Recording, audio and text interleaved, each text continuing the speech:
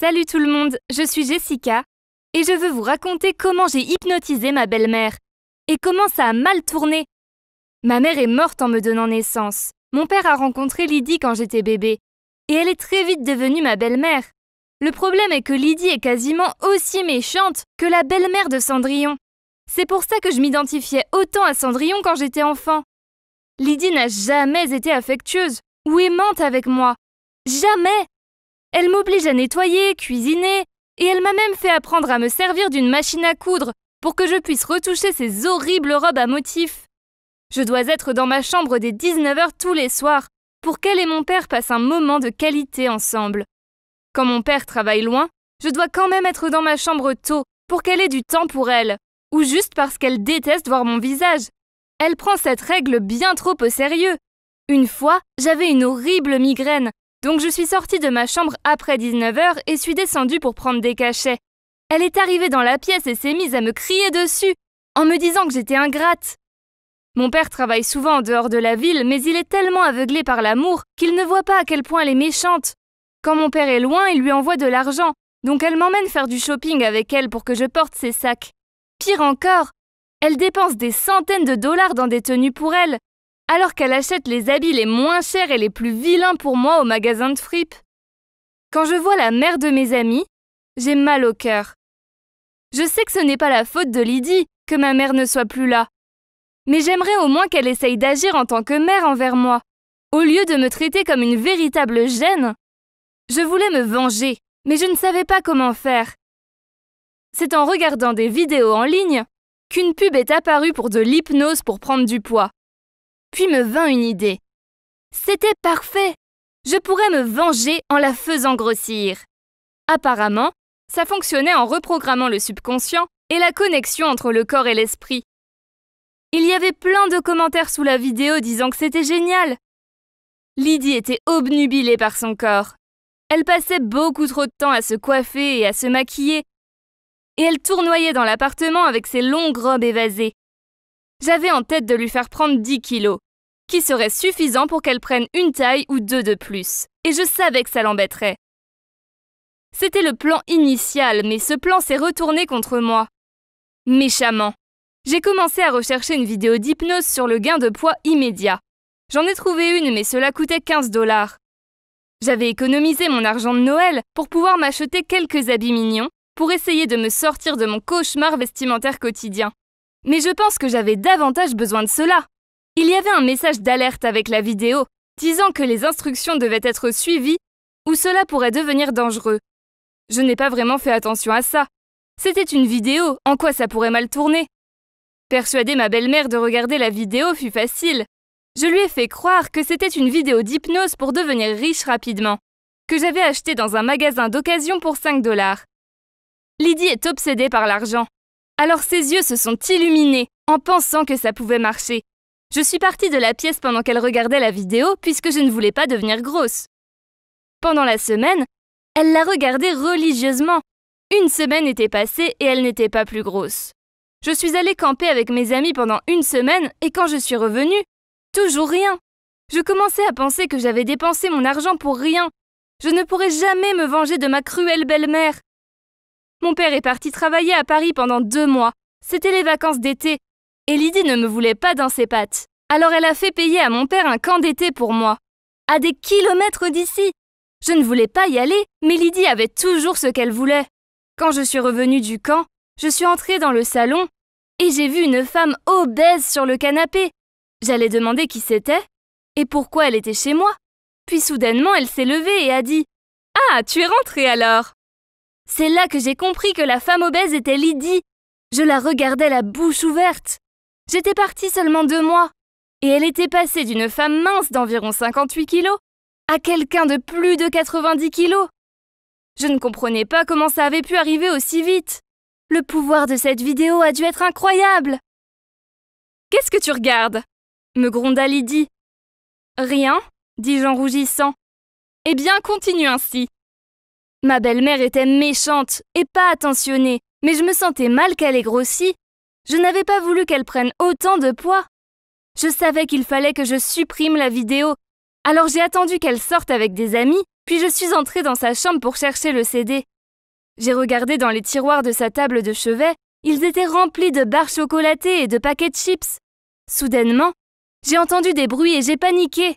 Si Lydie m'attrapait en train de fouiller dans ses affaires, elle me tuerait. Quand la porte de la chambre s'est ouverte, j'ai pris une grande inspiration et m'apprêtais à dire mes derniers mots, pour finalement découvrir que c'était mon père, pas Lydie. Il rentrait tout juste de Paris. Il me demandait ce que je faisais ici. Je lui ai montré les tiroirs pleins de snacks. Et j'ai inventé une histoire à propos de mon inquiétude sur la prise de poids de Lydie. Il a commencé à rire et m'a dit qu'il avait parlé avec Lydie en vidéo quand il était parti, et qu'il était au courant. Puis il m'a dit qu'il aimait sa nouvelle taille, et qu'il la trouvait même plus attirante maintenant. Depuis, ma belle-mère a pris encore 10 kilos. Je n'ai jamais vu mon père la regarder aussi amoureusement avant.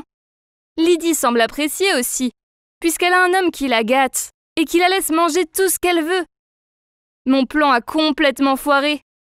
Pire même, Lydie m'emmène maintenant au centre commercial tous les 3 jours pour acheter de nouvelles marques de vêtements, car ses anciennes robes ne lui vont plus. Et bien sûr, je dois porter tous ces sacs lourds. Elle est toujours méchante et me donne des ordres, mais n'est plus aussi méchante qu'avant. Et même, elle m'a enlacée hier. C'était bizarre de recevoir de l'affection de sa part, et j'ai été écrasée contre son ventre flasque. Mais c'était la première fois qu'elle m'enlaçait. Il semble que plus elle prend de poids, moins elle est méchante avec moi. Je n'ai toujours pas dit à mon père ou à Lydie pour la vidéo d'hypnose que je lui ai fait voir. Lydie pense que c'était son choix de prendre du poids. Donc peut-être devrais-je la laisser penser ça? Je n'ai jamais voulu qu'elle prenne autant de poids, mais maintenant c'est fait.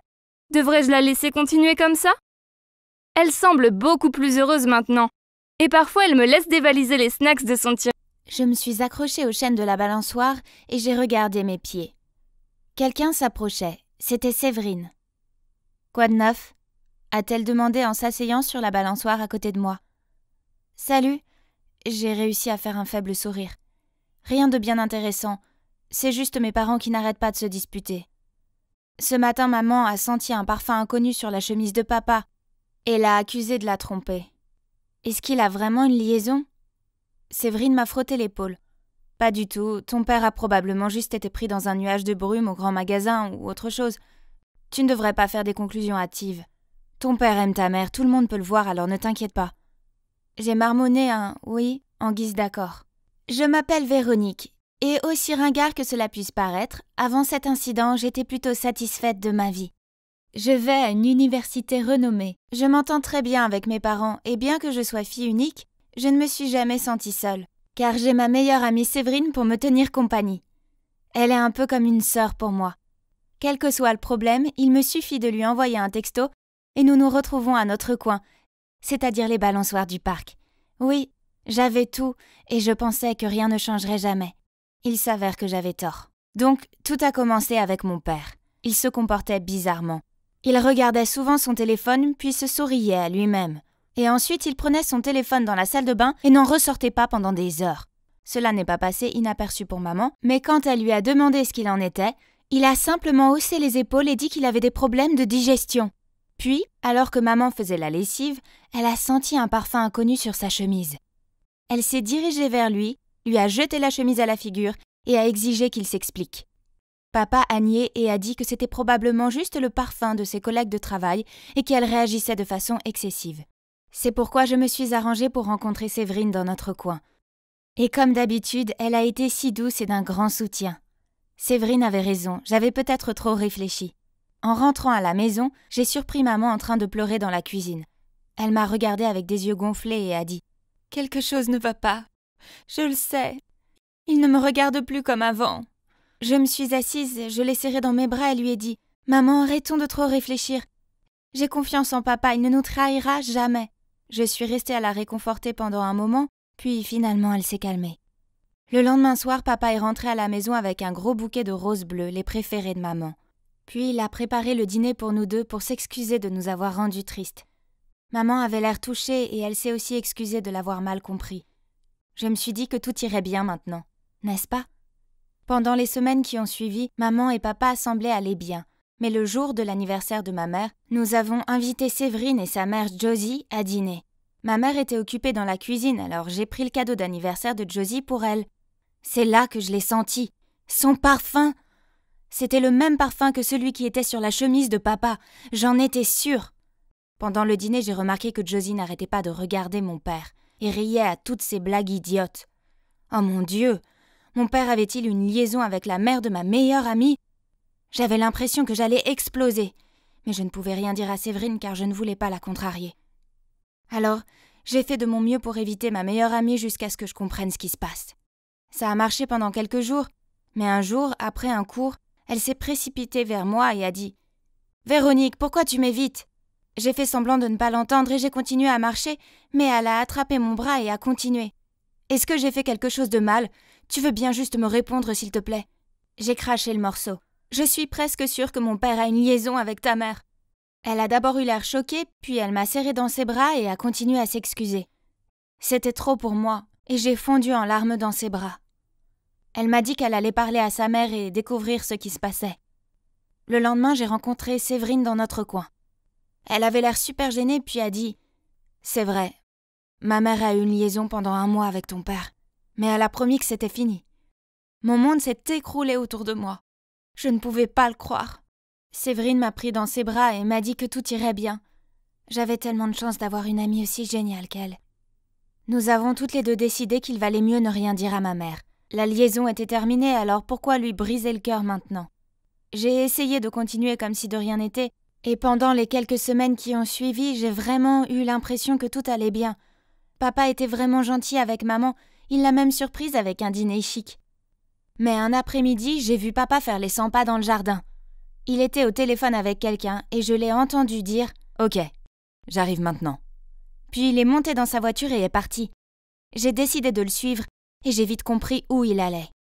Il s'est arrêté devant la maison de Josie et est entré directement sans frapper. Mon cœur s'est effondré, il la voyait encore. Sans hésiter, j'ai appelé maman et lui ai dit « Maman, papa a une liaison avec Josie. Je suis là-bas maintenant. Viens me rejoindre et on les confrontera ensemble. » 5 minutes plus tard, ma mère est arrivée. Elle avait l'air à la fois triste et furieuse. On est allé directement à la porte d'entrée, on a tapé dessus et j'ai crié « Ouvrez! On sait tout de votre sale relation !» Mais soudain, quelqu'un a parlé derrière nous. « Salut Laura! Véronique, tout va bien ?» Nous nous sommes retournés et avons vu Josie qui se tenait là, un sac d'épicerie à la main. J'étais sur le point de dire à Josie de rester loin de mon père, quand Séverine a ouvert la porte et nous a jeté des regards confus. « Qu'est-ce que vous faites ici ?»« Oh, tu veux ton père, il est en train de réparer le lave-vaisselle. » Puis Josie a dit « Séverine, je t'ai dit d'appeler un plombier pour le réparer. » Le plombier a dit qu'il était complet aujourd'hui, alors j'ai pensé que je pourrais demander de l'aide à Monsieur Robert, a-t-elle répondu. Oh non. Il s'avère que j'avais mal compris ce qui se passait et que j'avais tout gâché. Soudain, mon père est apparu dans l'embrasure de la porte et nous a dit « Qu'est-ce que c'est que ce vacarme et ces cris ? Bon, on rentre tous à la maison pour parler. » Dès qu'on est rentré, papa a agité les bras en signe de colère, puis a crié à maman « Tu es folle, jalouse et déraisonnable, et je ne peux plus être près de toi. » Je me sentais si mal. C'était ma faute, pas celle de maman, alors j'ai essayé d'expliquer ça à papa. Mais il m'a juste dit que ce n'était pas mes affaires et a continué à crier sur maman. Au début, maman est restée assise en silence, puis elle a dit tranquillement « Est-ce que c'est étonnant que j'agisse comme je le fais ? Je veux dire, tu as une liaison avec mon ami. » D'accord, si tu continues à être aussi ridicule, divorçons. Et il est parti en trombe. C'était horrible. Maman était inconsolable et je me sentais si mal de lui avoir dit. Ce soir-là, j'ai envoyé un message à Séverine pour qu'on se rencontre, mais elle m'a appelée à la place. Elle m'a dit qu'elle avait appelé mon père pour lui demander le numéro de téléphone du plombier, mais qu'il avait dit qu'il viendrait le réparer. Elle a aussi dit que Josie et lui, c'était vraiment fini, puis elle a raccroché. C'était assez étrange, mais je suppose que Séverine trouvait difficile d'être coincée au milieu des choses avec sa mère et moi. Et je suppose que j'avais juste besoin de lui donner un peu d'espace jusqu'à ce que les choses se calment. Après ça, maman et papa se sont à peine adressé la parole. C'était tendu. Puis un jour, maman a décidé d'aller vivre chez mes grands-parents pendant quelques semaines, car elle avait besoin de temps pour réfléchir à tout ça. Je ne lui en ai pas voulu, mais je ne voulais pas rester seule à la maison, alors je suis allée habiter chez une amie de l'université. Un soir, je suis rentrée à la maison pour prendre des vêtements propres quand j'ai vu de mes propres yeux que mon père l'embrassait sur le canapé. Je ne pouvais pas en croire mes yeux. C'était un tel menteur. Alors j'ai toussé pour éclaircir ma voix, puis j'ai dit « Oh, alors c'est fini, n'est-ce pas ?» Ils ont tous les deux levé les yeux vers moi, et c'est là que mes yeux ont rencontré les siens. Mais c'était pas Josie. Non, c'était Séverine. Elle a bégayé. « Véronique, pourquoi es-tu là ?»« Quoi ? Séverine ? Donc mon père a une liaison avec Séverine ? Comment la fille qui a toujours été là pour moi pendant les ruptures au lycée, les mauvaises notes et mes crises d'adolescence a pu me faire ça ?» Alors papa a mis son bras autour d'elle et m'a tout dit. Qu'il n'avait jamais eu de liaison avec Josie, que c'était Séverine depuis le début et qu'il en était amoureux et voulait se marier avec elle. C'était trop pour moi, alors je me suis précipitée hors de là. Séverine a couru après moi et m'a appelée. Puis quand elle m'a rattrapée, elle a attrapé mon bras. « Véronique, attends, je veux t'expliquer. Ton père et moi, je l'ai interrompu. Pourquoi mentir ? Pourquoi me dire que c'était ta mère ? Je suis désolée, je n'étais pas prête à ce que tout le monde découvre la vérité à ce moment-là. Alors j'ai vaporisé mon parfum sur ma mère et j'ai inventé l'histoire qu'elle avait admis avoir une liaison avec lui. Pour ce qui est du lave-vaisselle, je l'avais prévu, car je savais que tu suivrais ton père et appellerais ta mère. Je me sens mal, mais ta mère doit savoir qu'il ne l'aime pas. Il m'aime moi. » J'ai retiré ma main d'un coup sec et crié « Tu n'es qu'une menteuse. Tu ne mérites pas d'être mon amie et tu ne peux pas l'avoir, il est avec ma mère. » Soudain, elle a changé d'attitude, m'a souri et a dit « Véronique, acceptons la vérité. Ton père s'ennuie de ta mère. En fait, je serai bientôt ta belle-mère, ma petite fille. » Puis elle est partie. J'avais les jambes gelées et j'étais tellement bouleversée que j'en avais le vertige. Alors je me suis assise sur le trottoir et j'ai essayé de me calmer. Puis j'ai appelé maman et lui ai tout raconté. Elle a beaucoup pleuré, mais elle m'a remercié de lui avoir dit la vérité. Après cela, maman est rentrée à la maison et a dit à papa qu'elle voulait divorcer. Puis elle a exigé qu'il déménage. C'était il y a 6 mois, et ça a été dur, mais maman et moi y arrivons. Je n'ai pas parlé à papa ou à Séverine depuis, bien que j'ai entendu dire qu'ils vivent ensemble. Je sais que je ne peux pas les éviter éternellement, mais je ne sais pas si je serai capable de leur pardonner un jour. Pour l'instant, je reste forte pour maman et je l'aide à traverser cette épreuve. Peut-être qu'un jour, s'ils me contactent, je serai prête à les rencontrer. Et peut-être, finalement, à trouver en moi la force de les laisser revenir dans ma vie. Hé petite, pourquoi es-tu toute seule ? Comment tu t'appelles ? La première fois que j'ai remarqué cette petite fille, c'est le jour où j'ai découvert cette boulangerie épique près de mon école. Elle était toujours assise dans la ruelle à côté, portant les mêmes habits et traînant un ours en peluche. Elle m'a regardée avec de grands yeux innocents et m'a répondu timidement « Je m'appelle Alex ». Puis elle s'est mise à pleurer avant de dire « Ma maman et mon papa travaillent tout le temps, alors je les attends ici. Parfois, ils partent plusieurs jours. » Oh, pauvre petite fille, elle doit mourir de faim parce qu'elle regarde constamment mon sachet de viennoiserie. Je lui en ai donné un et elle m'a dit que les pains au chocolat étaient ce qu'elle préférait. Waouh, comme moi. Pas étonnant que je me sois sentie attirée par cette petite fille. Elle l'a mangé si vite que je lui ai dit que j'allais lui en acheter un autre. Je ne supportais pas de la voir affamée. Comment ses parents pouvaient-ils la laisser comme ça ? J'ai couru aussi vite que j'ai pu, mais quand je suis revenue, elle était partie. Trop bizarre, je ne la voyais nulle part. Je suis rentrée chez moi, mais ce soir-là, je n'ai pas cessé de penser à elle. Ses parents étaient-ils venus la chercher ? Le lendemain, je suis retournée à la boulangerie. Et avant même d'y arriver, j'ai entendu des enfants crier. Je me suis approchée pour mieux voir. Alex était là, recroquevillé par terre, pendant que des enfants lançaient son ours en peluche. Oh non, elle pleurait. Ça m'a énervée, alors je me suis jetée sur eux. « Hé, laissez-la tranquille, ou vous aurez affaire à moi !» Les brutes se sont enfuies et je me suis précipitée pour passer un bras autour d'Alex. Elle a essuyé ses larmes et a dit « Merci, à part mon ours, tu es la seule personne qui veut être mon amie. » La boule que j'avais au ventre ne pouvait pas être plus grosse. Puis, je lui ai demandé ce qui s'était passé. Elle m'a raconté comment elle avait fait l'école buissonnière parce qu'elle était victime d'intimidation à cause de ses vieux habits odorants. Même sa maîtresse était méchante avec elle. Elle disait « Oh la vache, mon cœur !» Je ne pouvais pas le supporter. Alors, je lui ai tendu la main. « Alex, je ne peux pas te laisser ici. J'ai toujours voulu avoir une petite sœur. Qu'est-ce que tu en dis ? Je promets que je te protégerai. » Elle m'a serré la main, ce que j'ai pris pour un oui. Puis on s'est levé et elle m'a demandé si elle pouvait me montrer quelque chose. C'était une aire de jeu. Dès que je l'ai vue, j'ai ressenti quelque chose au fond de moi. J'avais l'impression de connaître cet endroit. On a joué à la cage à écureuils, puis on a fait de la balançoire. Il y avait même un grand toboggan qui était super cool. On a joué pendant des heures. C'était comme si j'étais revenue en enfance.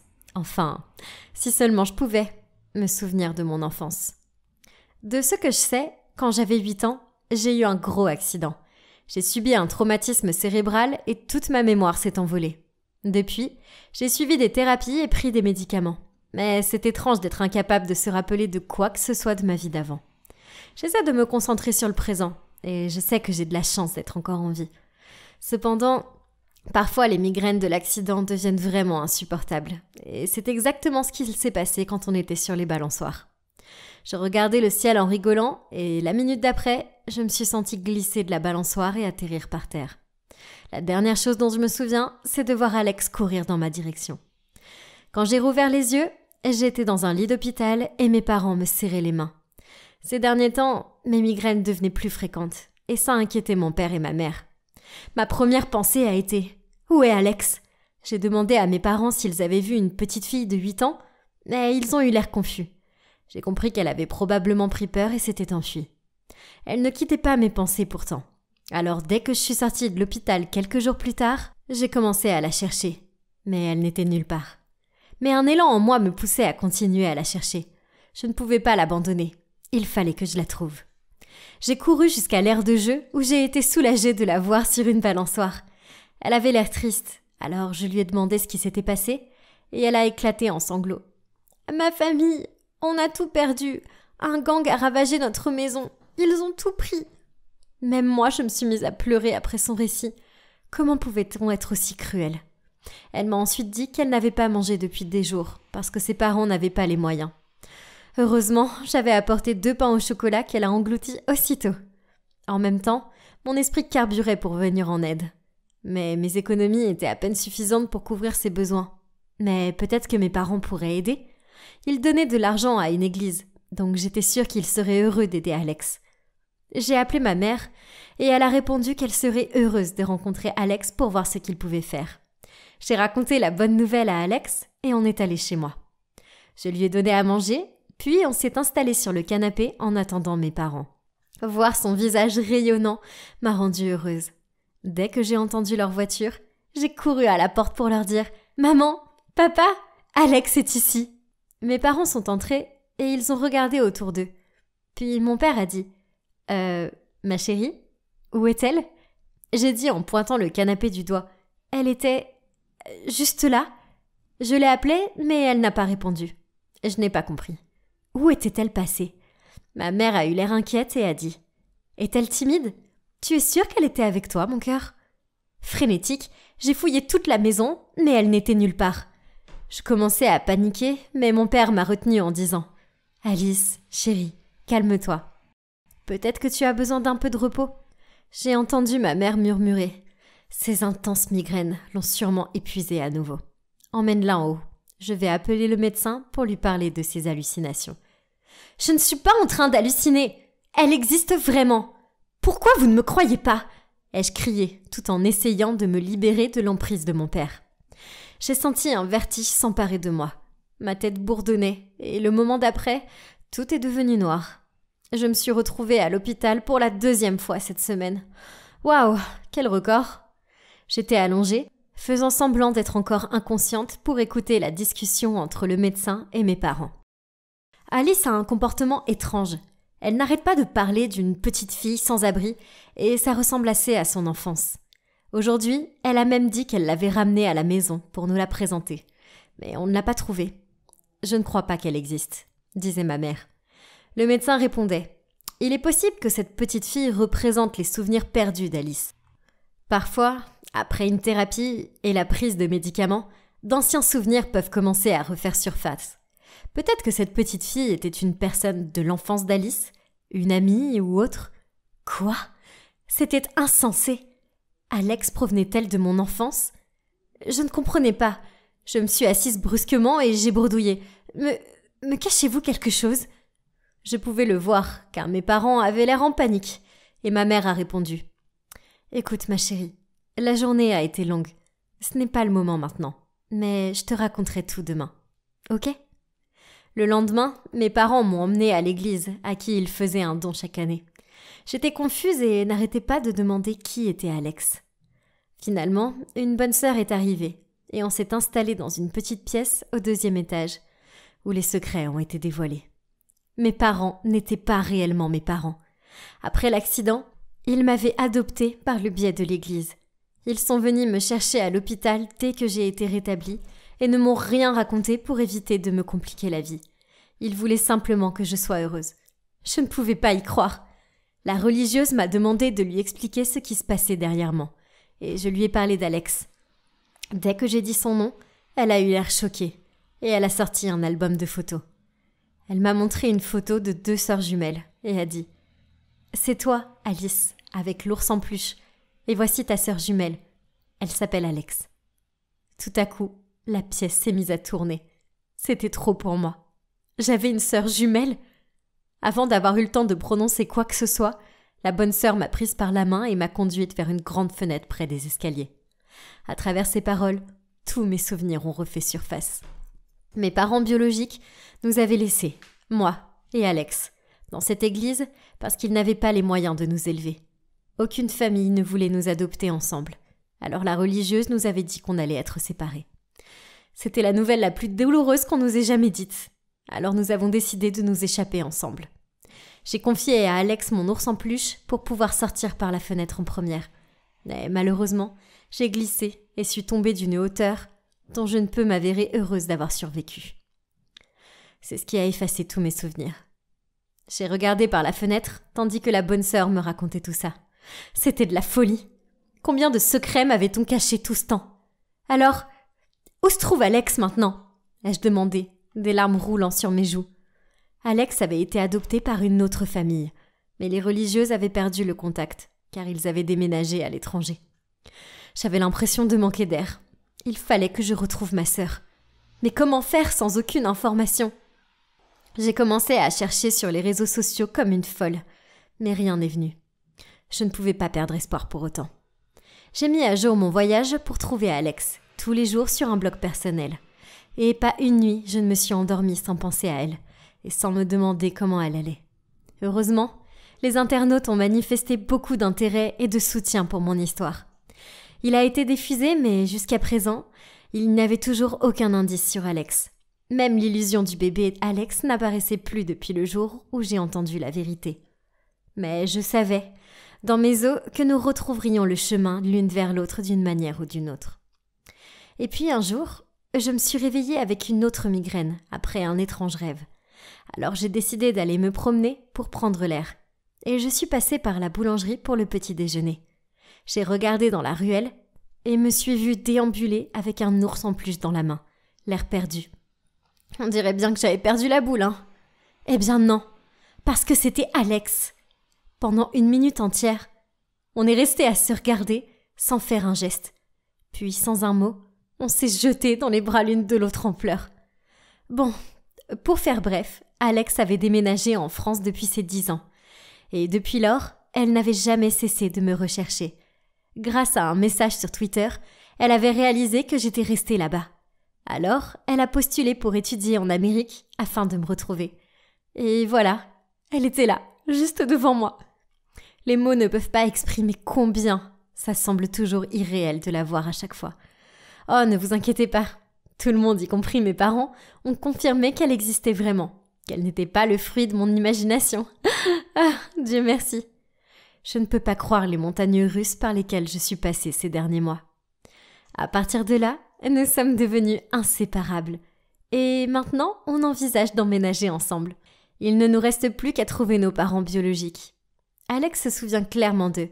Alors, elle me raconte tous les détails des 8 premières années de notre existence passées ensemble. Alors, souhaitez-nous bonne chance. Donc, les données doivent être collectées d'ici vendredi pour que nous puissions... J'ai baissé la tête et j'ai mis un bretzel dans ma bouche. Maya, tu manges? Mon patron m'a lancé un regard noir. Je me suis essuyé la bouche avec le dos de ma main et les joues pleines de nourriture, j'ai étouffé. Non, bien sûr que non. Il s'avère que dans mon empressement à manger un pretzel délicieux, salé et croquant pendant une réunion de travail, j'avais oublié d'éteindre mon micro. Oups. Salut, je m'appelle Maya et je suis amoureuse de la nourriture. Vous vous demandez pourquoi ? Eh bien, la nourriture est la seule chose qui a toujours été là pour moi, dans les bons comme dans les mauvais moments. Elle ne m'a jamais laissé tomber. Il suffit d'un hamburger avec un supplément de fromage et d'un cheesecake au caramel salé pour que je sois une fille heureuse. Ah, j'en salive rien qu'en y pensant. Mais mon amour de la nourriture a failli tout me coûter. Et voici comment. Donc, après l'incident du bretzel, mon patron m'a virée. Ouais, c'est dur, je sais. Je n'avais donc plus de travail. Et par conséquent, plus d'argent pour acheter de délicieux snacks. Quelle déception. Un soir, j'étais étendue sur le canapé en regardant un film et rêvais de manger un sundae triple chocolat. Quand Jack, mon petit ami, s'est assis à côté de moi avec un énorme bol de bonbons et a commencé à me parler de la fête d'anniversaire de son collègue de travail. Oh, des bonbons. J'en ai attrapé une poignée et j'ai commencé à m'en mettre plein la bouche. Merci Jack, il connaissait le chemin vers mon cœur. Entre deux grignotages, je lui ai demandé « Est-ce que tu peux y aller accompagner ? Je veux venir avec toi, s'il te plaît. » Il a haussé les épaules et a dit « Bien sûr. » J'ai applaudi avec nos mains collantes. Oh, une fête! C'était tellement génial, car les fêtes signifiaient qu'il y aurait de la nourriture et beaucoup de nourriture. Dès que nous sommes arrivés, je me suis dirigée vers la table du buffet. Oh mon Dieu, c'était incroyable! Il y avait des clubs sandwich, des mini-pizzas et des bols de salade de pommes de terre. J'ai soulevé tout le bol de service et j'ai commencé à mettre la nourriture à la cuillère dans ma bouche. Puis, une femme est apparue à côté de moi, fronçant les sourcils. Elle a dit « Excusez-moi, pourriez-vous ne pas manger dans le bol de service ?» À la bouche pleine, j'ai répondu « Oh, désolée, c'est tellement bon. » Puis j'ai reposé le bol et pris une poignée de chips. Alors qu'elle s'éloignait, je l'ai entendue marmonner dans son souffle. Quelle gourmande! Finalement, Jack a attrapé mon bras et m'a fait sortir de là. Il boudait et pouvait à peine croiser mon regard. Alors, je lui ai demandé ce qui se passait. « Qu'est-ce qu'il y a ?» ai-je grogné. « Est-ce que tu as besoin de demander ? Tu restes assise toute la journée à manger tout ce qu'il y a dans les placards, puis, quand je t'amène à une fête de mon collègue, tu monopolises le buffet. C'est tellement embarrassant. » Ça m'a gonflé. Je suppose que je devrais avoir un peu plus de self-control avec la nourriture dans une fête. Et je suppose que j'avais besoin de trouver un travail. De plus, avoir plus d'argent signifiait que je pouvais acheter de meilleurs snacks. Et je n'aurais pas à continuer à prendre ceux de Jack. J'ai donc trouvé un emploi à temps partiel au cinéma de mon quartier, au comptoir à popcorn. Oh, cette odeur sucrée et beurrée du popcorn, comme je l'adorais. Je ne pouvais pas m'en empêcher. Il était là à me regarder, toute sa chaleur dorée et collante. Alors, entre deux services à un client, je l'ai fourré furtivement dans ma bouche. « Qu'est-ce que tu fais ?» Mon cœur s'est arrêté en entendant une voix familière derrière moi. Je me suis retournée et je me suis retrouvée face à face avec mon manager. J'ai nié immédiatement. Je ne faisais rien, alors que du popcorn sortait de ma bouche. Il m'a crié dessus et m'a accusé d'avoir mangé tous les bénéfices. Tellement injuste. Alors, vous l'avez deviné, j'ai été virée. Une fois de plus. Je suis arrivée à la maison plus tôt que prévu, le visage taché de larmes, avec un sac rempli de mes friandises au chocolat préférées pour me réconforter. Jack m'a regardée depuis le canapé et m'a demandé ce qui se passait. Je me suis effondrée à côté de lui. J'ai retiré l'emballage d'une barre de chocolat et j'ai dit « Je me suis encore fait virer. Je n'ai pas pu m'en empêcher. C'est du popcorn, c'est trop savoureux. Est-ce que ce monde a besoin d'être aussi cruel ?» Puis j'ai pris une bouchée de chocolat. Délicieux. Jack a secoué la tête, puis m'a dit en soupirant « Maya, admets-le, c'est ta gloutonnerie qui te met dans le pétrin. Et alors, j'aime manger, c'est tout, je ne fais de mal à personne. » J'ai fini la barre de chocolat et j'ai commencé à déballer la suivante. Jack a secoué la tête et est parti. C'est pas grave, je n'avais pas besoin de son soutien, puisque j'avais du délicieux chocolat pour me réconforter. Miam. Un jour, comme d'habitude, j'ai cherché des snacks dans la maison. Mais non, il n'y en avait plus. Comme je n'avais pas d'argent, je n'ai pas pu aller au magasin. À la place, je suis allée sur mon téléphone et j'ai cherché des vidéos de mukbang pour tuer le temps. En regardant 2 filles se remplir la bouche de frites trempées dans du shake à la fraise, j'ai eu une idée. Bien sûr! Pourquoi je n'y avais pas pensé plus tôt? Je devais devenir un mukbanger et je gagnerais de l'argent tout en faisant ce que j'aime. Manger de la nourriture, c'était gagnant, gagnant. Pour ma première vidéo, j'ai fait simple. C'était juste moi, dans un t-shirt blanc, mon téléphone comme caméra et un énorme bol de spaghettis. C'est fou, les gens l'ont regardé et ont commencé à me suivre. Après quelques vidéos, ma popularité a augmenté et mes spectateurs ont commencé à me donner de la nourriture et de l'argent. C'était complètement fou. Mais avec ces choses sont venues les demandes de vidéos, comme manger 3 buckets de poulet frit et 10 assiettes de riz frit recouverts de mayonnaise. Manger toute cette nourriture est devenu un vrai défi. Une fois, j'étais à la moitié d'une vidéo où je mangeais un hamburger quand j'ai eu un point de côté dans l'estomac et j'ai dû m'arrêter. Je n'aurais vraiment pas dû manger de pancakes au petit déjeuner plus tôt. Mes fans étaient déçus que j'arrête le défi et je me sentais vraiment mal. Je me suis dit que si je voulais en faire mon métier, il fallait que je commence à jeûner avant, afin d'être au mieux de ma forme pour les vidéos. C'était un travail difficile. Une fois, j'avais tellement faim que je suis allée dans le réfrigérateur pour renifler du fromage. Mais une fois que j'avais terminé un défi, je me sentais si pleine et ballonnée que je ressemblais à un poisson globe. Et puis, il y avait la fatigue. J'étais tellement épuisée que je me suis endormie dans le bus pour le supermarché et j'ai fini dans une ville bizarre à des kilomètres de là. J'ai dû appeler Jack pour qu'il vienne me chercher et il a râlé pendant tout le trajet du retour. Malgré cela, j'ai continué à faire des vidéos. Mais un jour, un fan m'a lancé un défi de taille, le défi des nouilles de feu. Si vous ne savez pas ce que c'est, il s'agit en fait d'un énorme bol rempli des nouilles les plus épicées qu'il soit. J'ai pris une bouchée des nouilles et oh mon Dieu, je ne sentais plus ma langue ni mon visage. Mon nez coulait et je devais sortir ma langue pour vérifier si elle était toujours là. C'était vraiment trop. Je ne pouvais pas en supporter davantage. Alors, j'ai changé le bol pour des nouilles non épicées et j'ai fait semblant de manger les nouilles épicées.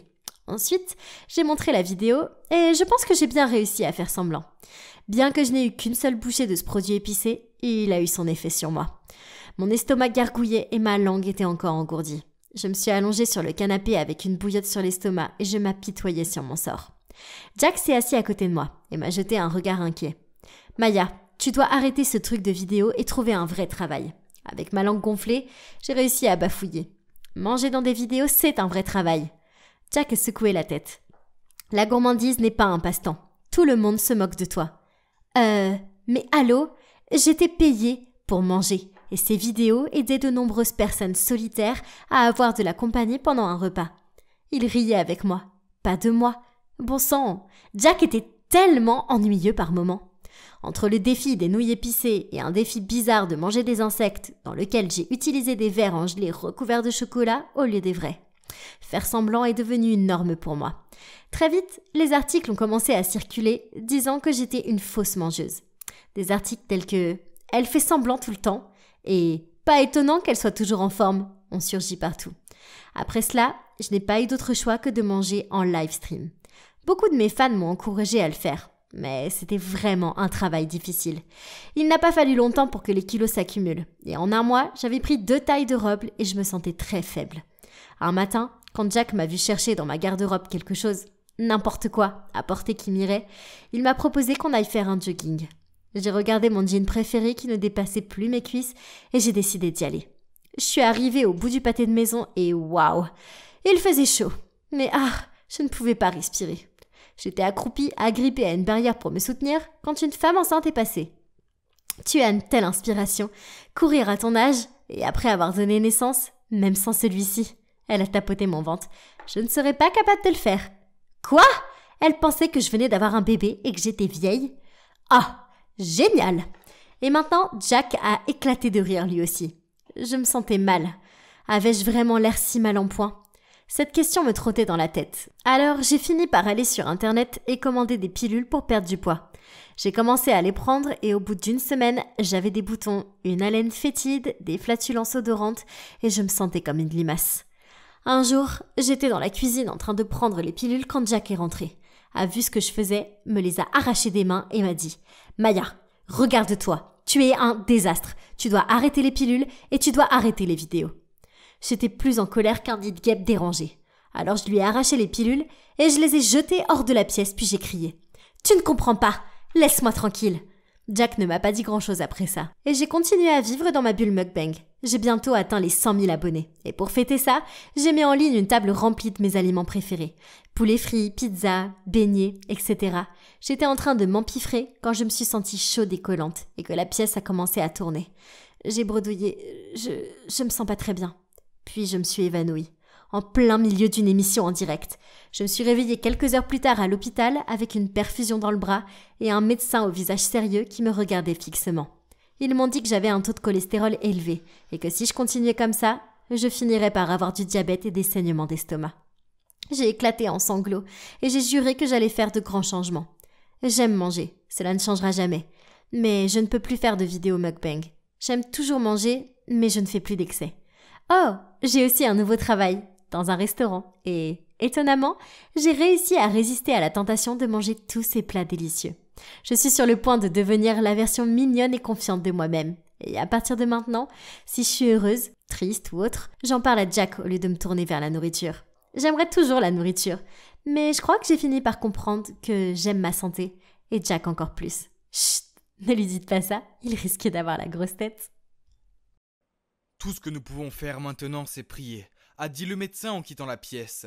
J'ai regardé Thomas allongé sur le lit d'hôpital, entouré de matériel médical, et j'ai senti mon cœur s'effondrer. Puis Jacqueline s'est approchée de moi et m'a dit « Daniel, je pense que tu devrais peut-être rentrer chez toi et te reposer. Il n'y a rien que tu puisses faire pour l'instant. » Oui, Jacqueline avait raison. Je devais être plus fort que jamais. Et en fait, si elle n'avait pas été là, je n'aurais probablement pas réussi à traverser cette période de folie. Bien que Jacqueline soit une nouvelle venue dans notre service, nous étions devenus très vite proches, et je lui en étais très reconnaissant. J'ai souri à Jacqueline et lui ai proposé de la raccompagner chez elle. Puis, je suis allé voir mon pote Lucas. Il venait de rentrer de son séjour à l'étranger. Nous étions amis depuis des années. Nous nous sommes rencontrés pour la première fois à une marche de la fierté. Il était bisexuel, j'étais gay. Du moins, je l'avais été. Mais maintenant, je n'en étais plus si sûr. Vous voyez, j'ai réalisé que chaque fois que j'étais avec Jacqueline, mon cœur battait plus vite que d'habitude. Est-ce que c'est possible que... J'étais tellement perdu dans mes pensées que je n'ai même pas vu Lucas ouvrir la porte. Il m'a regardé et a dit « Mec, qu'est-ce qui ne va pas chez toi? On dirait que tu avais un fantôme. » Je lui ai dit que j'avais de gros problèmes et que j'avais vraiment besoin de ses conseils. Allongé sur son canapé, j'ai expliqué que mon petit ami Thomas était à l'hôpital, mais que j'avais commencé à avoir des sentiments pour une fille, Jacqueline. Lucas m'a regardé avec de la sympathie dans les yeux, puis il m'a donné un coup de coude et m'a dit « Daniel, bienvenue dans ma vie. C'est normal d'avoir des sentiments pour les hommes et les femmes. C'est normal. » Je lui ai demandé ce que je devais faire, et il m'a répondu que je devais simplement écouter mon cœur et le laisser décider. Puis il m'a fait un clin d'œil et m'a demandé de voir une photo de cette fille qui me rendait bi. J'ai ouvert mon téléphone et je lui ai montré. Et il a eu l'air choqué. Il a écarquillé les yeux et je lui ai demandé s'il la trouvait sexy aussi. Mais il a alors dit quelque chose qui m'a refroidi le sang. « C'est mon ex-copine, mec !»« Waouh, quoi ? Ça ne peut pas arriver !» Ensuite, Lucas m'a raconté qu'ils sortaient ensemble et qu'il avait même fixé une date de mariage. Mais qu'il s'était passé quelque chose et qu'ils avaient rompu. C'était trop bizarre. Quelles étaient les chances pour que ça arrive? Je voulais lui demander comment elle était et pourquoi ils avaient rompu, mais d'après son regard, c'était trop douloureux pour en parler. En plus, ça me mettait un peu mal à l'aise. J'ai à peine pu dormir cette nuit-là, m'inquiétant pour Thomas et pensant à Jacqueline et Lucas. C'était si étrange. Le lendemain, alors que je me concentrais sur mon travail, mon directeur est soudainement venu me dire « Daniel, félicitations, tu te débrouilles si bien, je ne m'attendais pas à ce qu'un membre de ton équipe réussisse à être promu si rapidement. » Hein? Mais de quoi parlait-il? Personne n'avait été promu? J'étais si confus. Il a remarqué mon air perplexe et a dit « Tu ne savais pas, Jacqueline a repris le rôle de Thomas, en tant que directrice. » Quoi? Comment c'est arrivé? Je l'ai regardé avec surprise et il a continué. La rumeur dit que Jacqueline est la fille du président. Il est donc normal qu'elle prenne la relève. Elle a clairement bien caché son identité, n'est-ce pas? Puis il a juste ri et est parti. Attendez, si Jacqueline était la fille du président, cela signifie qu'elle était liée à Thomas. Elle était la sœur de Thomas? Non? Mais ce n'est pas possible. Elle avait agi comme si elle ne le connaissait pas à l'hôpital ce jour-là. J'ai rapidement couru pour la trouver et lui dire « Hey Jacqueline, pourquoi tu m'as pas dit que tu étais la sœur de Thomas? Tu sais que ton frère et moi sommes amoureux, pourquoi tu me l'as caché ?» Jacqueline soupire et répond « En fait, je ne voulais pas te le cacher, Mais mes parents m'ont envoyé pour aider Thomas à diriger l'entreprise. Je n'ai aucune expérience et je voulais que tout le monde me traite comme une nouvelle recrue et que je puisse apprendre. C'est pourquoi j'ai caché mon identité. Je suis vraiment désolé. Je suppose qu'elle a fait la bonne chose. Comme j'avais entendu beaucoup de ragots dans mon dos quand j'ai commencé à sortir avec Thomas, alors j'ai sympathisé avec elle. Mais maintenant, tout avait un sens. La raison pour laquelle j'avais le béguin pour Jacqueline, c'est qu'elle ressemblait tellement à Thomas. Les mêmes yeux bleus profonds, les mêmes pommettes, même les mêmes gestes. Elle avait aussi les mêmes allergies aux crevettes. Et ils avaient tous les deux cette habitude de faire tourner leur stylo quand ils sont au fond de leurs pensées. Comment n'avais-je pas remarqué cela avant? Et si je n'étais pas amoureux de Jacqueline? J'étais juste amoureux de sa ressemblance avec Thomas. Ok, ça m'a aidé à me sentir beaucoup mieux. Donc, c'était Thomas que j'aimais après tout. Le lendemain, je suis allé rendre visite à Thomas avec un énorme bouquet de tournesol, ses préférés. En passant par l'entrée, j'ai aperçu Lucas. Hey, on se rencontre à nouveau! J'ai crié. Qu'est-ce que tu fais ici? Il m'a raconté qu'il rendait visite à son ex qui avait eu un accident. Et j'ai dit que je rendais visite à mon petit ami qui avait eu un accident. Marchons ensemble. J'ai demandé, dans quelle chambre est ton ex? 1502, a dit Lucas. T'es sûr? C'était la chambre de Thomas. J'ai pensé, puis j'ai compris. Attends, ton ex s'appelle Thomas? J'ai demandé en espérant vraiment que ce ne soit pas le cas. Comment tu le sais? Lucas a riposté. Parce que Thomas est mon petit ami, j'ai dit. C'était vraiment trop gênant. Comment était-il possible d'avoir autant de coïncidences? Je n'arrivais pas à y croire. Lucas a été choqué aussi et a dit que Thomas était la raison pour laquelle lui et Jacqueline avaient rompu. Il est tombé amoureux de Thomas. Et la famille de Thomas a été tellement bouleversée par cela qu'elle a mis Thomas à la porte. Oh, c'est pour ça que Thomas ne parlait jamais de sa famille et qu'il m'a dit de ne jamais poser de questions à leur sujet. Après sa détresse, malheureusement, leur relation n'a pas fonctionné. Alors Lucas a fait ses valises et a décidé d'aller étudier à l'étranger pour prendre un nouveau départ. Oh mon Dieu, c'était beaucoup à digérer. Je n'ai pas pu m'empêcher de me demander comment Jacqueline s'est sentie quand elle a découvert que son futur mari était amoureux de son frère. Lucas et moi étions choqués tous les deux, mais pas autant que nous allions l'être un moment plus tard. Nous étions sur le point d'entrer dans la chambre de Thomas quand nous avons entendu la voix de Jacqueline. Elle parlait d'un ton méchant en disant « Thomas, attends un peu! Comment te sentirais-tu quand ton petit ami tombera amoureux de moi? Ça va être douloureux, non? Je vais le pousser à te quitter et je te rendrai la monnaie. Après tout ce que tu m'avais fait. Il est temps de goûter à ton propre poison. » Je me suis figé quand je l'ai entendu dire ça. Je me suis tourné vers Lucas et il était tout aussi choqué que moi. Soudain, il a franchi la porte et je le suivis en trombe. Jacqueline a failli tomber de sa chaise de surprise en nous voyant. Pourquoi? Pourquoi êtes-vous ici ensemble? A-t-elle dit. Hey, étrange, dit Lucas. Allez, Jacqueline, laisse tomber, ça fait longtemps. C'était fini entre nous, laisse tomber, et passe à autre chose. Lucas était tellement en colère, mais Jacqueline s'est contentée de rire et de dire « Reprends-toi, Lucas, il ne s'agit pas de toi, je n'ai plus de sentiments pour toi. Je veux juste me venger de mon frère. » C'était si cruel de sa part de te voler et de ruiner ma vie comme ça. Puis les yeux pleins de haine, elle s'est retournée pour regarder le pauvre Thomas étendu là. J'étais furieux, j'ai réalisé exactement ce que Jacqueline faisait. Flirter délibérément avec moi pour m'éloigner de Thomas. Comment a-t-elle pu? Je l'ai confrontée sur le champ. Qu'est-ce qui ne va pas chez toi? Pourquoi tu me traites comme ça? Et ton pauvre frère? Je ne m'attendais pas. Mais avant que je puisse continuer, elle m'a interrompu et a dit « Daniel, attends, écoute-moi s'il te plaît. C'est vrai que c'était mon intention au début, mais ensuite je suis tombée amoureuse de toi. Et je pensais que tu commencerais à tomber amoureux de moi aussi. Je suis vraiment désolé. » Jacqueline a alors essayé de me prendre la main, mais j'étais dégoûté. Je l'ai repoussée et j'ai dit « Éloigne-toi de moi, je ne veux plus te voir. » Jacqueline a commencé à pleurer, mais j'étais trop bouleversé pour être dérangé. J'étais tellement horrifié qu'elle ait pu faire ça. J'étais déçu de moi aussi, d'être tombé dans son piège. Pauvre Thomas, il ne méritait pas du tout ça. Je l'ai regardé fixement allongé sur le lit d'hôpital, et s'il le savait. J'ai continué à le fixer et je jure avoir vu ses doigts tressaillir. Oh mon Dieu, il se réveillait. Lucas est rapidement allé chercher le médecin, tandis que je restais avec Thomas et essayais de lui parler. Thomas, tu es réveillé? Les médecins ont fait quelques tests et ont dit que Thomas avait finalement repris conscience et qu'il allait bientôt se réveiller correctement. Lucas et moi étions aux anges, j'étais tellement soulagé qu'il aille bien, et il semble que Jacqueline ait ressenti la même chose, car elle se tenait silencieusement dans un coin de la pièce, des larmes coulant de ses yeux jusqu'au coin de sa bouche, qui s'est révélée en un sourire le plus subtil. Et comme prévu environ une semaine plus tard, Thomas a ouvert les yeux. Je n'ai jamais été aussi heureux de ma vie. Il a commencé la thérapie physique et j'ai passé beaucoup de temps à l'aider. Bien sûr, Lucas est venu me rendre visite aussi. Et nous avons tous bien ri de la façon dont nous étions liés. Ça devait être le vrai destin, car appeler ça des coïncidences serait un euphémisme. Quant à Jacqueline, elle avait juste disparu. Mais quelques jours plus tard, alors que Thomas, Lucas et moi discutions à l'hôpital, un email est apparu sur mon téléphone. C'était Jacqueline, et elle disait qu'elle était tellement désolée pour ce qu'elle avait fait, et qu'elle espérait que Thomas et moi pourrions lui pardonner. Elle a ensuite dit qu'elle nous souhaitait que du bonheur. J'ai dit à Thomas et Lucas la bonne nouvelle, et nous étions tous si soulagés. Peut-être que nous pourrions tous être amis après tout. Je veux dire, Jacqueline pourrait devenir ma belle-sœur un jour, n'est-ce pas? La vie peut être si drôle. Je suis content que Lucas soit apparu à ce moment-là, et que tout était révélé au grand jour. Je ne me serais jamais pardonné si j'avais quitté Thomas pour sa sœur. Thomas a toujours été le bon pour moi. Je me déhanchais au rythme de la musique avec la fille la plus jolie de l'école dans mes bras. Tout était parfait quand soudain j'ai vu une rafale de rouge se diriger vers moi, et la prochaine chose que je sais, c'est que j'ai été giflé. C'était mon ex, Rose. Elle me regardait comme si elle voulait me casser en deux. Ok, Rose et moi n'avons rompu qu'hier, mais ça ne veut pas dire qu'elle avait le droit de se comporter comme une folle avec moi. Salut, je m'appelle Adam et j'aime penser que je suis un gars assez intelligent. Problème, c'est que j'ai un faible pour les jolies filles, j'ai tendance à être aveuglé par leur beauté, ce qui fait que je ne prends pas toujours les meilleures décisions en leur présence. Mais je n'avais aucune idée du drame dans lequel ma faiblesse pour les jolies filles allait m'entraîner. Donc tout a commencé avec la fête de fin d'année de la fac.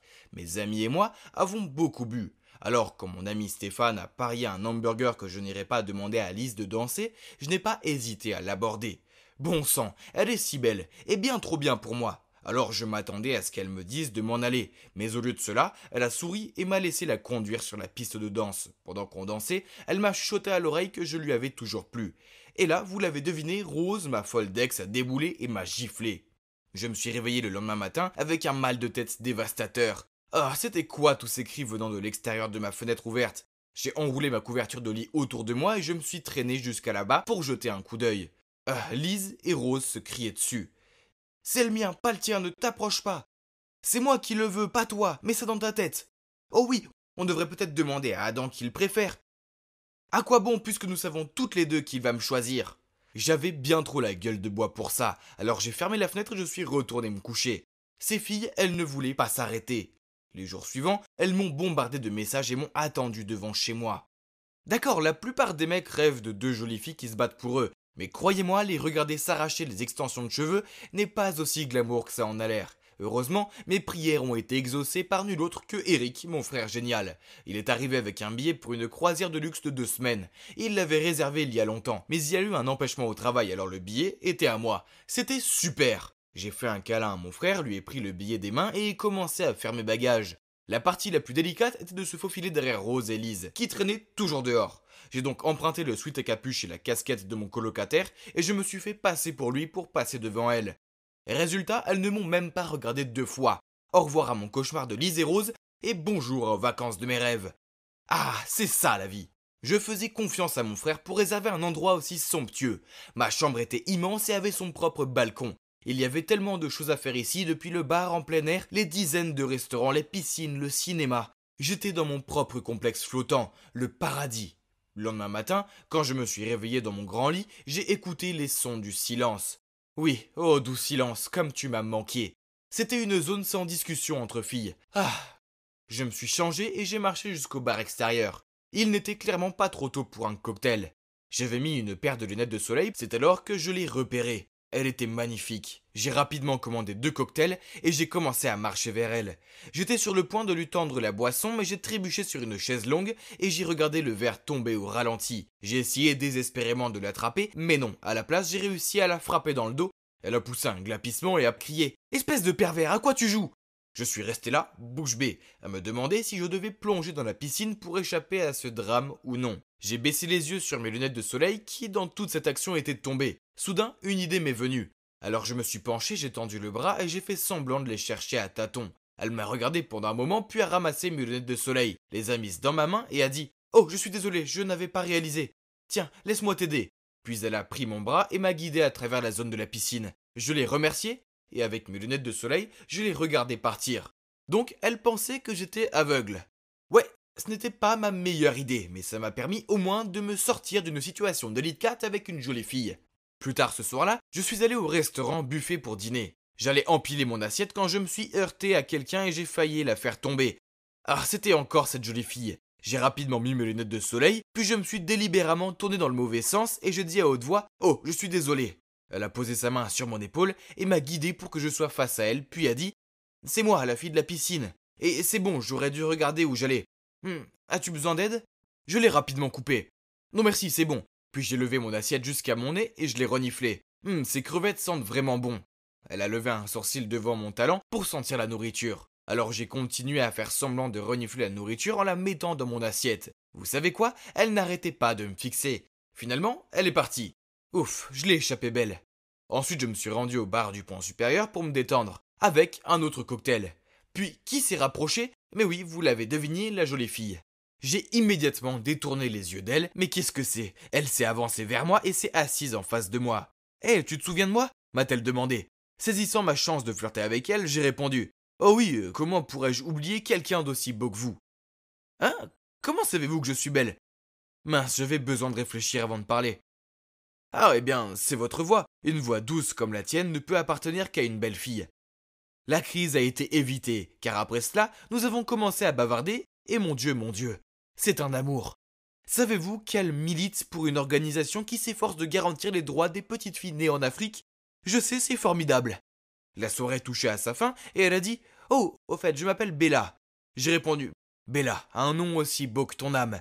Moi, c'est Adam. » Elle a eu un petit rire nerveux. « Eh bien, Adam, il se fait tard. Je suppose que je ferais mieux de retourner dans ma cabine. » Je ne voulais pas que la nuit se termine, alors j'ai lâché. « Waouh, Bella, regarde le ciel, n'est-il pas magnifique ?» Elle m'a regardé fixement, puis m'a répondu « Comment tu sais ?»« Oups, bien sûr, j'étais censé être aveugle. Je peux le sentir avec la brise. » Elle m'a jeté un regard interrogateur, puis a dit « Eh bien, bonne nuit. Et si on se retrouvait à la salle de jeu de demain, disons à 10h ?» J'ai accepté avec enthousiasme, puis elle est partie. Encore une fois, je l'ai échappé belle. Je devais vraiment être plus prudent. Bella, je n'arrêtais pas de penser à elle. Le lendemain, je suis un enfant quand il s'agit d'arcade. Je ne peux pas m'en empêcher. Mon enfant intérieur sort et... Oh, un jeu de course de voiture. Non, je faisais semblant d'être aveugle, donc je me suis maladroitement attardé dans le hall et j'ai attendu que Bella se montre. Quand elle est arrivée, elle a pris mon bras et m'a guidé dans la salle d'arcade. Elle m'a décrit toutes les machines de jeu, ce que je trouvais très gentil. Puis elle m'a conduit à la machine, à attraper les peluches et à pousser un cri d'excitation. Oh, j'adorais ça quand j'étais petite. Rapidement, je me suis mis à tâtonner pour insérer la pièce d'argent, persuadé que j'allais lui faire gagner une peluche. Mais attendez, j'étais censé être aveugle. Alors j'ai touché les commandes et j'ai fermé les yeux. Son rire disait tout, échec massif. Tout se passait bien jusqu'à ce que Bella doive aller aux toilettes et me demande de ne pas bouger et de l'attendre près d'une machine de jeu de tir, qui se trouve être mon jeu d'arcade préféré de tous les temps. Je me suis précipité vers elle dès qu'elle était hors de vue. J'ai pris un fusil et j'ai tiré 5 canettes d'affilée. Puis j'ai sauté en l'air et j'ai crié. Je me suis retourné et j'ai vu Bella qui me regardait d'un air renfrogné. Oh là là, je me suis fait avoir. J'ai essayé d'expliquer mais elle a juste secoué la tête et dit « Comment as-tu pu ? Tu es un lâche, un pervers et un menteur. » Puis elle s'est enfuie. Je me sentais très mal. J'ai essayé de la chercher dans le bateau, mais je ne l'ai trouvée nulle part. Je me suis senti déprimé, j'ai commandé un cocktail et je suis allé me promener sur le pont. Soudain, j'ai entendu des cris venant d'en dessous. Qu'est-ce que c'était ? J'ai jeté un coup d'œil en bas et j'ai vu un homme et une femme qui essayaient de traîner une petite fille dans l'un des radeaux de sécurité. Attendez, ils n'étaient pas seuls, Bella était là aussi. Elle essayait d'éloigner la petite fille d'eux. Sans même réfléchir, j'ai laissé tomber mon verre et j'ai couru vers eux. J'ai foncé vers la femme et l'ai frappée si fort qu'elle a failli tomber dans la mer. L'homme a tendu la main pour la stabiliser, ce qui a donné à Bella une chance de prendre l'enfant. Elle a alors attrapé mon bras et m'a tiré. Après cela, les méchants ont sauté dans le radeau et ont pris la mer. Nous avons rendu la fille à ses parents. Il s'avère que Bella se rendait à sa cabine lorsqu'elle a vu un couple en larmes qui ne trouvait pas leur fille. Alors elle est partie à sa recherche et a découvert l'enlèvement. Après cela, Bella m'a pardonné car j'avais sauvé la journée et tout ça. Et nous avons passé le reste du voyage ensemble. Puis le dernier jour, je me suis mis à genoux et lui ai demandé d'être ma petite amie. Et elle a dit oui. Je l'ai ramenée chez moi et alors que nous marchions vers ma maison, Lise et Rose ont couru vers moi et ont commencé à se disputer pour savoir qui je préférais. Oh mince, je les avais oubliés. Comprenant la situation, Bella s'est approchée d'elle. « Merci mon Dieu, vous êtes là. Je suppose que l'une d'entre vous est sa petite amie, n'est-ce pas ? Il y a eu un accident et Adam est aveugle maintenant. Il a vraiment besoin de quelqu'un à ses côtés 24/7. » En entendant cela, je me suis rapidement coordonné avec elle en agitant mes bras d'une façon désordonnée. « Alors, laquelle est ta petite amie, Adam ?»« C'est Lise. » Rose a rapidement ajouté son grain de sel. « Non, il est tout à toi. On a traîné ensemble qu'une fois. » Ah, quelle poire, je l'ai regardé s'enfuir. Puis Bella et moi avons éclaté de rire. Après cela, je lui ai tendu le bras et l'ai laissé me guider vers la maison. Vous savez, en souvenir du bon vieux temps. Lui mentir en prétendant être aveugle était une chose stupide à faire. Mais je l'ai fait parce qu'être en présence de belles filles me rend si nerveux que je fais des choses stupides. C'est une chance que Bella m'ait pardonné parce que je pense que ce crétin a peut-être trouvé la fille de ses rêves. Bonjour, c'est moi, Alexine, cachée derrière des buissons et espionnant une fille. Ne me méprenez pas, je n'ai pas le béguin pour elle et je ne suis pas non plus une vraie psychopathe. Je fais juste une faveur à mon pote Damon. Mais si j'avais su à quel point tout cela allait se développer, je n'aurais jamais accepté de l'aider. Tout a commencé quand Damon est tombé amoureux de cette fille, Sophia. Elle avait ce charme mystérieux qui lui a donné tout de suite envie de lui parler. Et il l'a fait. Mais elle ne l'a même pas regardé, elle est juste partie. Aïe! Je ne l'aimais pas du tout. Elle était tellement arrogante. Mais Damon n'a pas laissé tomber si facilement. Il a essayé toutes sortes de choses pour attirer son attention, même attendre le bus avec elle alors qu'il avait une voiture, mais rien ne fonctionnait, et cela le rendait malheureux. Il m'a supplié de l'aider, mais j'ai dit « pas question !» Puis il a dit « Oh, s'il te plaît, Alexine, tu es une fille, alors deviens son amie ou quelque chose du genre. Peut-être que tu peux découvrir ce qu'elle aime, ses plats préférés, sa musique, etc. Puis je pourrais essayer de l'impressionner, s'il te plaît, je t'en supplie. Je te prêterai même ma Nintendo Switch pour 1 mois si tu es d'accord. Tu ne peux pas dire non à ça. » Il m'a convaincu grâce à cela. Je ferais n'importe quoi pour avoir une Nintendo Switch. Bien, marché conclu, mais ne me reproche pas si ça ne marche pas.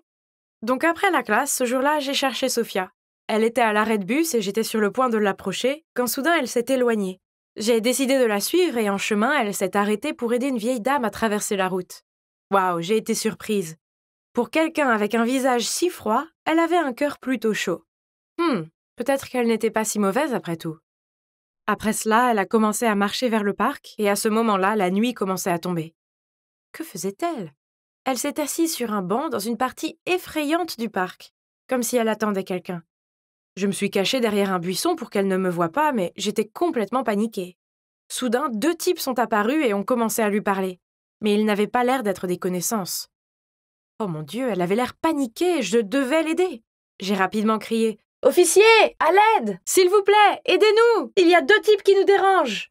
Évidemment, il n'y avait pas d'officier, mais ça a marché. Les 2 types se sont enfuis et je me suis précipitée pour m'assurer que Sophia allait bien. Elle était surprise de me voir, mais elle m'a serrée dans ses bras et m'a remercié de l'avoir sauvée. Tout son corps tremblait, elle devait être terrifiée. Je l'ai raccompagnée jusqu'à notre dortoir et elle m'a dit qu'elle aimait venir au parc la nuit parce que c'était si paisible. Je lui ai dit que c'était clairement dangereux et qu'elle ne devait probablement plus y aller seule.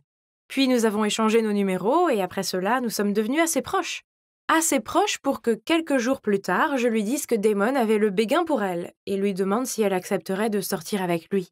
Mais elle a juste secoué la tête et dit qu'elle n'était pas prête. Ses yeux étaient tristes, alors je n'ai pas poussé plus loin. Peut-être qu'elle venait de vivre une mauvaise rupture? Je ne lui ai pas demandé à nouveau.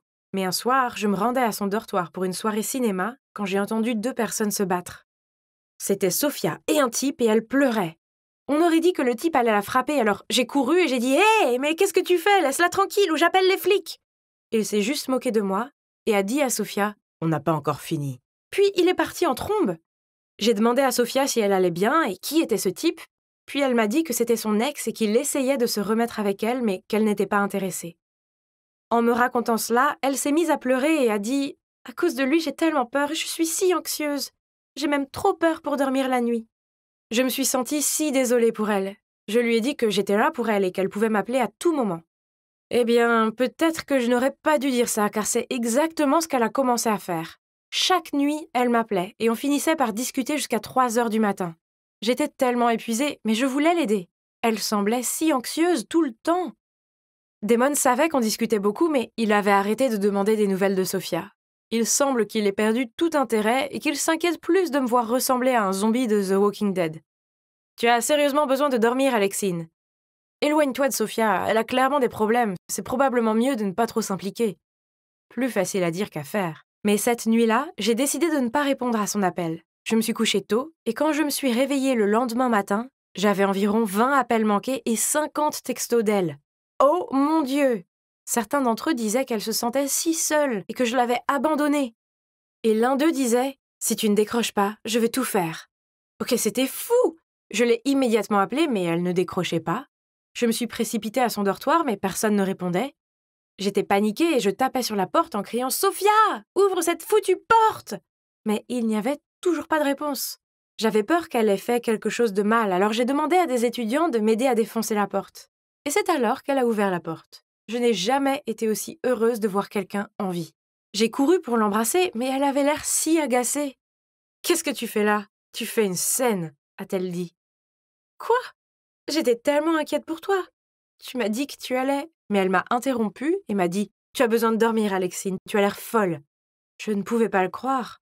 Après tous ces appels et ces textos. C'était elle qui était folle, pas moi. Je n'avais pas envie de crier en retour, alors je l'ai laissée. J'avais besoin de m'éloigner. Elle a essayé de s'excuser les jours suivants, mais je ne voulais pas être près d'elle. Elle m'a même envoyé un message disant que si je ne voulais plus être son amie, la vie ne valait pas la peine d'être vécue. J'étais fatiguée de ces menaces, alors je les ai ignorées. Et puis, les choses ont empiré. Quelques jours plus tard, Damon et moi étudions ensemble quand Sophia m'a appelée pour me dire qu'elle était à l'hôpital. Elle m'a dit qu'elle avait une tumeur au cerveau et qu'il venait de faire une biopsie pour voir si elle était maligne ou bénigne. Je n'arrivais pas à y croire. Elle m'a demandé si je pouvais aller la chercher et j'ai dit bien sûr. C'était si effrayant. Je l'ai dit à Damon et il a juste dit « Je pense qu'elle invente tout, Alexine. Comment pourrait-elle soudainement avoir une tumeur ? Vous venez de vous disputer et soudain elle est à l'hôpital. Allons, réfléchis-y. » J'étais choquée. « Damon, comment as-tu pu ? Tu es un tel crétin !» Puis je suis partie en courant et je suis arrivée à l'hôpital pour trouver Sophia assise dehors avec une casquette d'hôpital. Elle a dit que ses cheveux avaient été rasés pour la biopsie et j'ai demandé à voir la cicatrice, mais elle ne l'a pas montrée.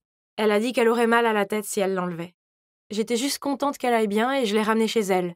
On s'est réconciliés et j'ai décidé de m'occuper d'elle pour la journée. Elle semblait si faible et je ne pouvais pas supporter de la voir souffrir. J'ai appelé Damon pour lui dire qu'il me devait des excuses et lui ai parlé de Sophia, et il a juste dit « Oh, ouais, ok, désolé, j'espère qu'elle va bien alors. » Mais quelques jours plus tard, il m'a appelé et m'a dit « Écoute, Alexine, Sophia est une menteuse. Elle n'a pas eu de biopsie. Je l'ai bousculée tout à l'heure, sa casquette est tombée, et elle a toute une chevelure là-dessous. C'est impossible qu'il repousse aussi vite.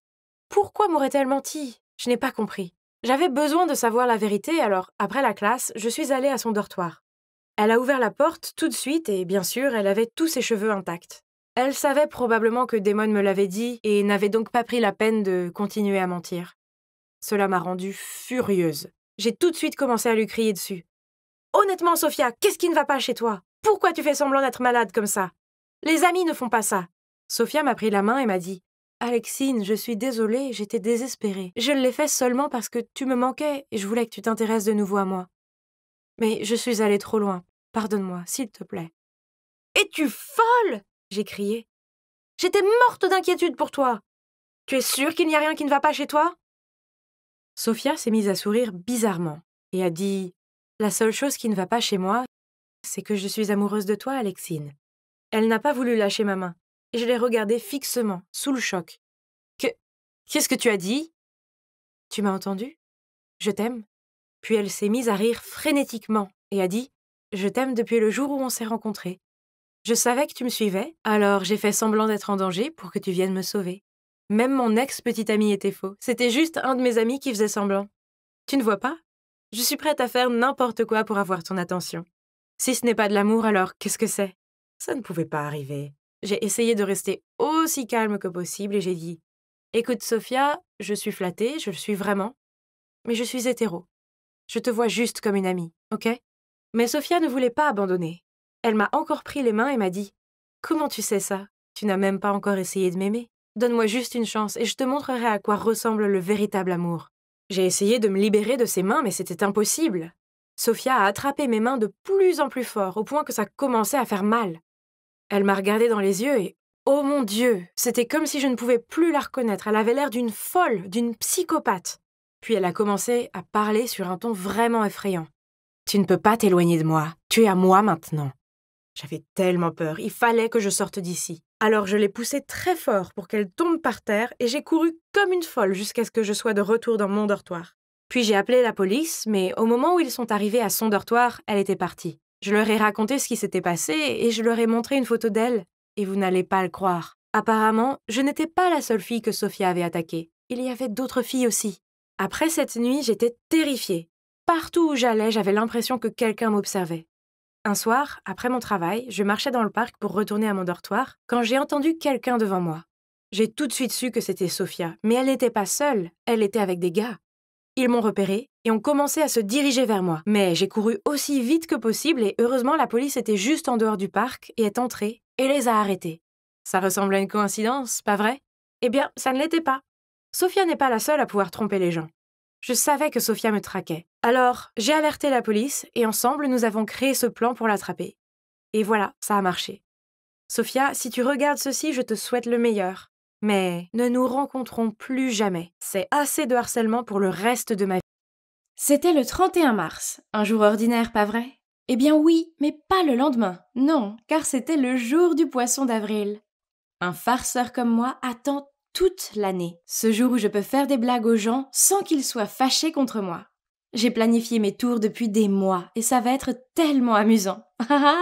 Je me suis tournée vers ma meilleure amie Aya et avec un sourire sournois, j'ai dit « Tu n'as qu'à attendre, demain mes idées de farce vont être légendaires !» Je pensais qu'Aya voudrait en savoir plus, mais non. Elle s'est contentée de dégager sa frange du visage et a soupiré. « Rose, pourquoi tu ne laisses pas tomber cette année? Soyons réalistes, personne ne trouve tes blagues drôles, seulement gênantes et agaçantes. »« Quoi? Pas possible, ce n'est pas vrai. Les gens adorent mes farces. » Aya a continué. « Tu te souviens de ta blague du crayon sur Elsa l'année dernière ?» J'ai hoché la tête et j'ai laissé échapper un grognement. Comment pourrais-je oublier cette farce? Car elle était si drôle. J'ai coupé le crayon de Elsa en deux, j'ai rempli son manche d'encre, puis je l'ai recollé comme neuf. Et voilà, une explosion d'encre pendant un examen ennuyeux. Elsa a beaucoup pleuré parce qu'elle a raté son test de biologie et a dû le repasser. J'ai haussé les épaules. C'était techniquement vrai, mais c'était quand même drôle. Et la fois où tu as échangé la musique des équipes de Pom-Pom Girl contre du heavy metal et que tu les as ridiculisées au match de basket? Elle a froncé les sourcils. Bon sang, arrête d'être un rabat-joie. Je fais en sorte que l'expérience du lycée soit mémorable pour tout le monde. Soyons honnêtes, personne ne se souviendra des contrôles ennuyeux et des matchs de basket fastidieux sinon. J'étais trop occupée à parler pour remarquer le ballon qui filait dans les airs jusqu'à ce qu'il me frappe en plein sur la tête. Aïe! Tout est devenu noir et je me suis effondrée. J'ai ouvert les yeux et j'ai vu Aya et d'autres enfants qui me regardaient bouche bée. Puis, mon professeur s'est précipité et les a dispersés. « Rose, tu vas bien ?» Elle et Aya m'ont aidée à m'asseoir et pendant que je me frottais la tête, j'ai répondu « Oui, je vais bien, mais j'ai un peu le vertige. » L'enseignante a pensé que ce serait mieux si je rentrais tôt à la maison, alors elle a dit à Aya de me raccompagner. J'étais si fatiguée, mais je savais que dormir, alors que je pouvais avoir une commotion cérébrale, était une mauvaise idée. Alors, je me suis détendue et j'ai regardé un film dans ma chambre jusqu'à ce que maman rentre du travail. D'accord, j'avais mal à la tête et la pièce tournait encore, mais il était hors de question de laisser ce petit accident gâcher mon grand jour.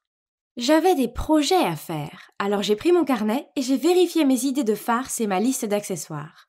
Le lendemain matin, je me suis réveillée très tôt et youpi, le vertige s'était arrêté. Waouh, aujourd'hui était le grand jour, que les farces commencent. J'avais dit à Aya de me retrouver plus tôt pour avoir le temps de préparer mes farces. Mais à ma grande déception, elle est arrivée à l'heure habituelle. Je me suis précipitée vers elle et j'ai tapoté ma montre. « Quelle heure tu appelles ça? Maintenant, je vais être en retard sur le planning. » Elle m'a jeté un regard perplexe. « Pourquoi faire? On n'est plus le 1er avril, aujourd'hui on est le 2.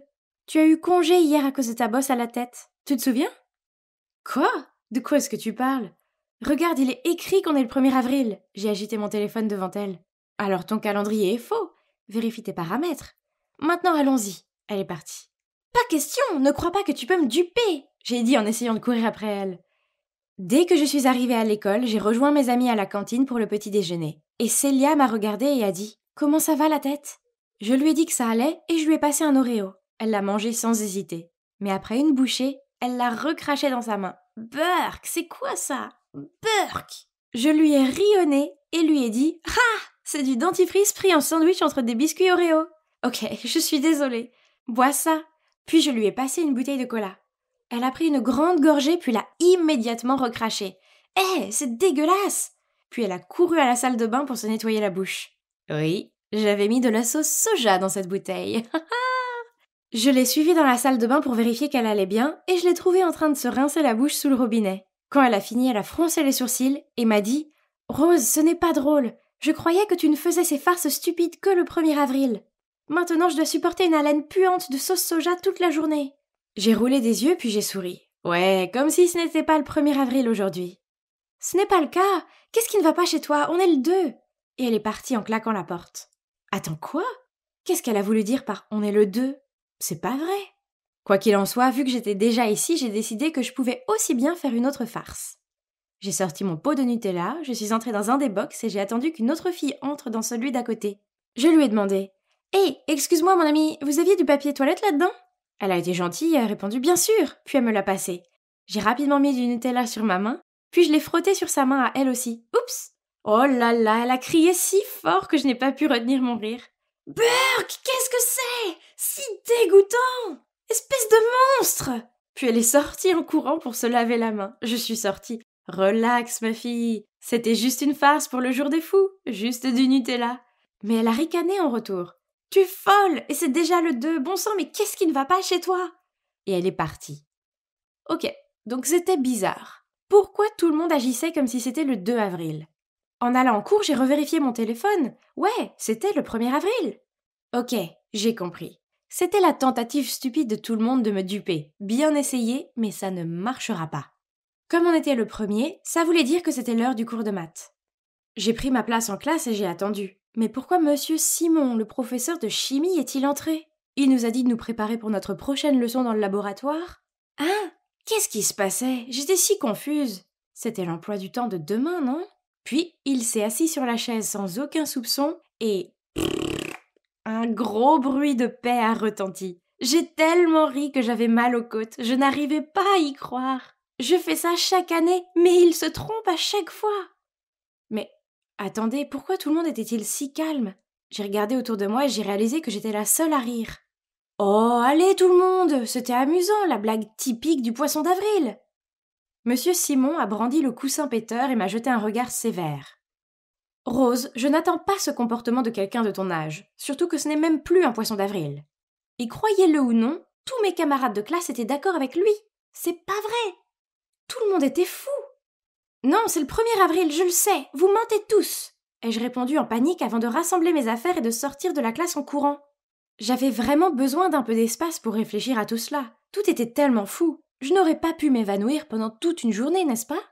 Ou bien la balle m'a frappé si fort que j'ai perdu la mémoire? Je me souviens d'avoir dîné, puis d'avoir veillé tard pour planifier mes farces, et je sais que j'étais fatiguée, mais ce n'était pas possible. C'était eux les fous, pas moi. Bref, c'est l'heure du labo, j'étais la dernière à entrer, je me suis assise à mon banc et j'ai commencé l'expérience. Je suppose que je ne me concentrais pas correctement. Alors que je versais le produit chimique dans le bécher, boum! L'instant d'après, j'étais couverte d'une étrange poudre verte. Pourtant, personne ne riait, au contraire. Ils me regardaient tous et me demandaient si j'allais bien.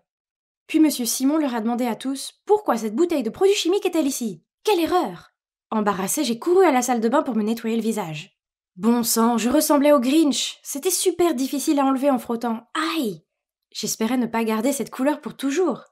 Mais était-ce une blague de quelqu'un? Mais si c'est le cas, pourquoi personne n'a ri? J'aurais sûrement ri à leur place. Finalement, la poudre verte a commencé à se détacher et je suis retournée en classe. Sur le dessus de mon sac à dos, il y avait une note pliée avec mon nom dessus. Je l'ai ouverte. Salut Rose, il y a quelque chose d'important que je veux te dire. Retrouve-moi dans le hall après le cours. Marcel, X. Mon cœur a instantanément palpité. J'avais le béguin pour Marcel depuis une éternité, mais... Oh, j'ai compris. Ça devait être une farce. Tout le monde savait que je l'aimais bien, alors ils ont fait tout ça pour m'embarrasser. Marcel doit être impliqué cette fois-ci. J'ai jeté un coup d'œil vers lui, il a souri et m'a fait un joli signe de la main. Peu importe, c'était vraiment trop beau pour être vrai. Assez, je n'allais plus laisser tout le monde se moquer de moi. Donc alors que je suivais Marcel dans le hall, j'ai pris une gorgée d'eau, mais je l'ai gardée dans ma bouche. Puis quand Marcel s'est arrêté de marcher et s'est tourné vers moi, j'ai fait jaillir l'eau en l'air comme un éléphant, puis j'ai dit « Ha! Je t'ai eu, je ne suis pas idiote !» Il s'est essuyé le visage sur le revers de sa manche, puis m'a regardé droit dans les yeux et a dit « Rose, j'ai des sentiments pour toi. » J'ai attendu jusqu'à aujourd'hui pour te le dire, car je ne voulais pas le faire hier, le jour du poisson d'avril, car tu aurais probablement pensé que c'était une blague. Alors pourquoi me faire ça à moi? Je l'ai regardé sans voix. Les mots surlignés que j'ai entendus étaient « sentiments, hier » et « poisson d'avril ». J'ai commencé à rire d'un faux rire, mais c'est devenu gênant car son expression sérieuse ne bougeait pas. « Tu plaisantes, n'est-ce pas? j'ai marmonné, mais il avait l'air totalement dévasté. Oh non, je ne voulais pas contrarier Marcel. J'étais juste confuse avec les jours et... Aïe aïe aïe! Il semblait que j'avais vraiment manqué le poisson d'avril. Quelle déception! J'ai réalisé que ma farce était allée trop loin et qu'elle avait pu le blesser. Alors j'ai lâché Marcel, je suis vraiment désolée. Je ne le pensais pas, c'est la commotion, je suis en train de délirer, je suis vraiment désolée. Puis il y a eu un silence gênant. Soudain, le regard triste de Marcel s'est transformé en un sourire en coin, et il s'est mis à rire. Puis tout le monde a surgi de nulle part et s'est mis à rire aussi. Je suis restée là, l'air débile, puis Aya est apparue et a dit « Je t'ai eu !» Donc il s'avère que c'était en fait le 1er avril, et je n'avais pas manqué un jour. Non, c'était l'idée ingénieuse d'Aya pour que tout le monde se venge de moi. La nuit dernière, elle a créé un groupe sur Facebook et a ajouté tout le monde dans la classe, y compris les enseignants, pour planifier la farce d'aujourd'hui. Non, ça ne pouvait pas être possible, j'étais la reine des farces, pas eux. Puis Aya s'est approchée de moi et a dit « Hé Rose, Marcel quoi? C'est toujours le jour du poisson d'avril !» Ensuite, je lui ai fait un sourire, puis j'ai tapoté son bras et j'ai commencé à rire. Je suppose qu'il m'avait bien eu. Après ça, je n'ai plus fait de farce, j'étais juste heureuse de passer une journée tranquille. Puis, alors que je rentrais chez moi, Marcel m'a rattrapée et m'a dit « Rose, je suis désolée, mais en fait, tout n'était pas une blague aujourd'hui. » J'ai souri et je l'ai regardé. « Ah oui? Alors qu'est-ce qui n'est pas une blague ?» Mais il est devenu rouge comme une tomate et s'est enfui. Je suis restée là, à rougir en le regardant s'éloigner. Cela signifie-t-il que Marcel m'aime vraiment? Intéressant. Peut-être que ce poisson d'avril n'était pas si raté que ça après tout.